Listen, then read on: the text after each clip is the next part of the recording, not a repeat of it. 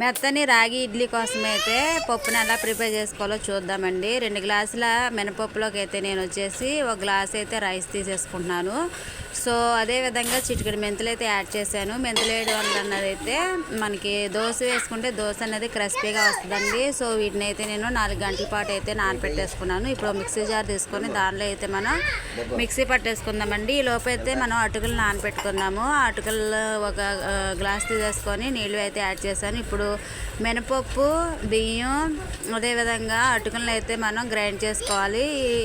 ఈలోపు నేనైతే రాగి పిండిని తీసుకున్నానండి. రాగి పిండి అయితే 2 గ్లాసులు అయితే తీసేసుకున్నాను. గ్లాస్ మినపప్పుకి గ్లాస్ రాగి పిండి అయితే సరిపోతుంది. సో 2 గ్లాసులు నేనైతే రాగి పిండిని తీసుకొని ఒక గిన్నెలో వేసేసి దాన్ని అయితే నేను మిక్స్ చేసేసి వాటర్తో ఇలాగా రుబ్బుకున్న పిండిలు అయితే యాడ్ చేసి కలిపేసి నైట్ అంతా పులియబెట్టి ఎర్లీ మార్నింగ్ చూడంగానే చక్కగా ఎలా పొంగుతుందండి. సో దీన్ని అయితే మనం ఇడ్లీ ఎలా పెట్టుకుంటున్నామో అలా పెట్టుకోవడమేనండి. ఇడ్లీ పాత్రలో వేసేటప్పుడు కొంచెం వెలుతుగా పెట్టాలి, ఎందుకంటే ఇడ్లీ పొంగుతుంది.